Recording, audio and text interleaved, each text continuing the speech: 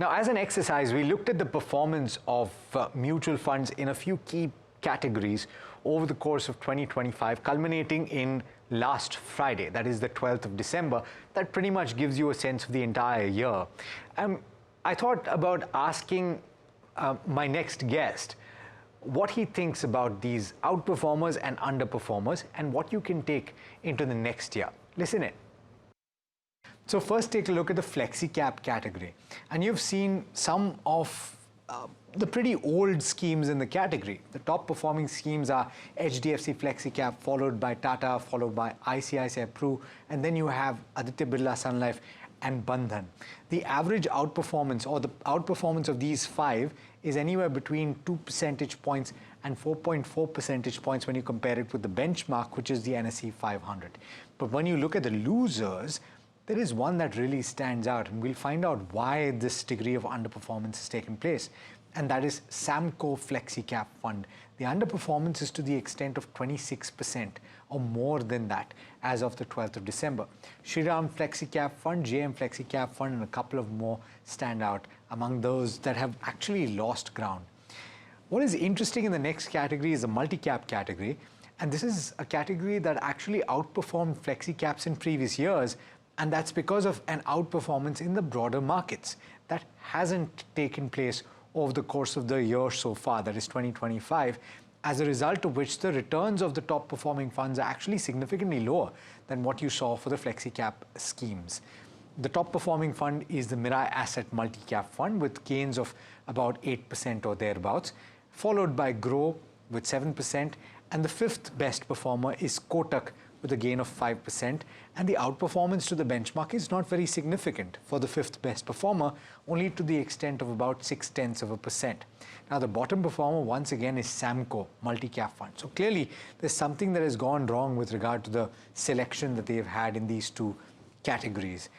And you have a significant underperformance for the others as well. It's not the easiest space, particularly when the alpha in past years has been generated by the broader segment.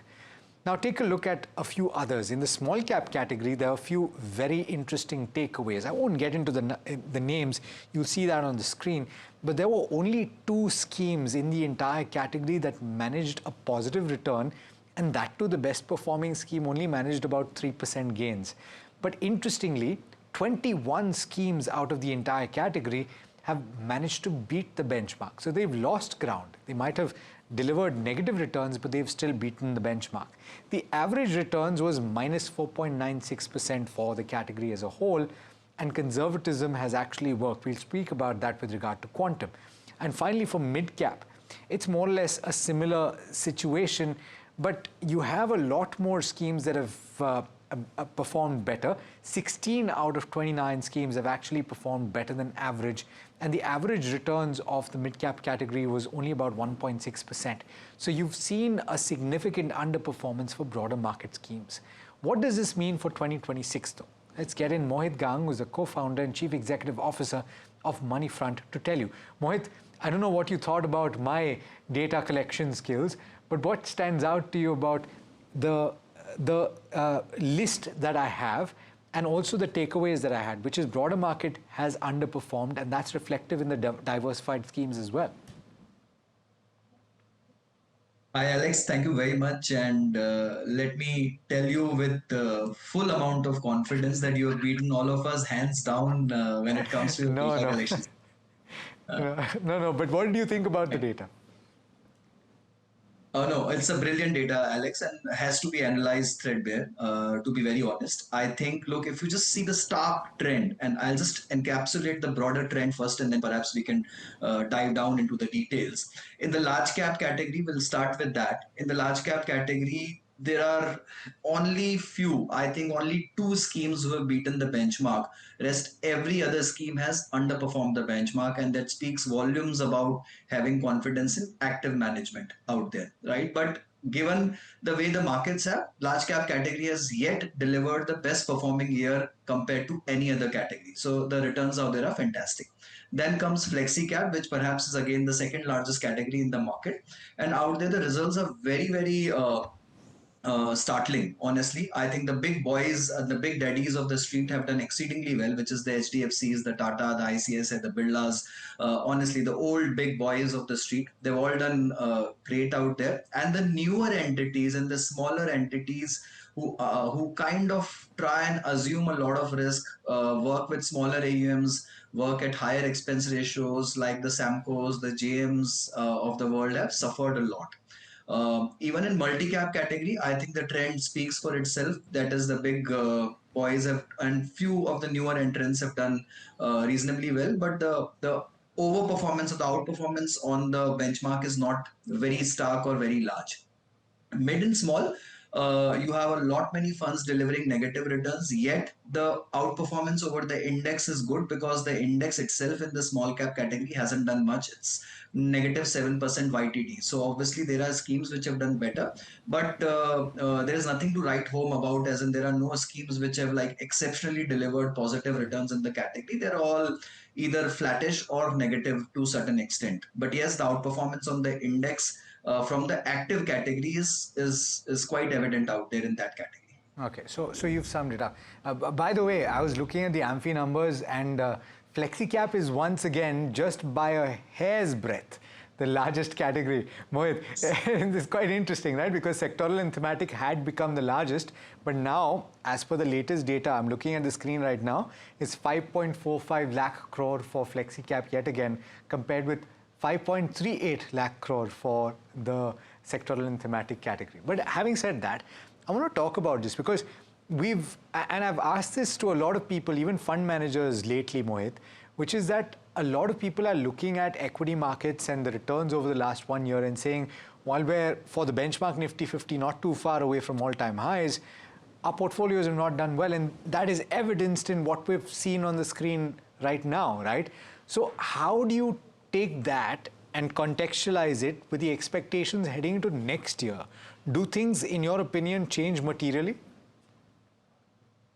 Look, Alex, I think there's a famous saying in the markets that investment returns are never the investor returns, right? And for the two to kind of merge together, it requires a lot of patience and a very, very long time horizon, because investors get into the market at different time frames with different expectations. And honestly, in my personal experience, I have seen most of the investors coming in the markets with the best performing funds of the last few years, right? And that strategy never pays off when it comes to mutual funds specifically, because your previous winners, previous 1 or 2 year winners will definitely rotate and change. The fund manager isn't changing his portfolio completely because the portfolios are huge in size. You can't completely move an elephant 360-degree around. So any stocks which have run up in the portfolio are bound to go through a different cycle in the next year, and that fund will typically start lagging a little, right? So very rarely would you find a fund which is consistently outperforming, or a consistently quartile one fund for 3 years put together, let's say, right? There could be some instances, but very rare and few, right? So that's the reason why investors are never happy in a market cycle, and they have to kind of expand their time horizon to figure out what the actual market cycle is, and then investment returns to match with their expectations. So that's perhaps one of the reasons, Alex, why we find so much of dissonance Okay. heading into yeah, sorry. No, I do want to ask though, heading into next year, make that point and then I'll come back to you. Yeah, I think your second part was heading into the next year. Yeah. Does this change? Look, my sense is no, it doesn't change dramatically, though we have gone through a huge time correction in the market. But my sense is markets don't look like they are giving you a momentum driven rally, right? Unless you have a broad based momentum driven rally, that's when everyone is happy. You, me, investors, all categories, all fund managers, everyone's happy if there are markets like 2023 and 24. But honestly, I don't see that happening. It will still remain a stock pickers market. It will still remain very, very rotating kind of a market. If you see 2025, we have seen in patches doing well. We Yeah. have seen in patches defense doing well, pharma doing well. Then again, last one quarter, IT is doing well. There's not been a singular broad-based pattern in the market, Yeah.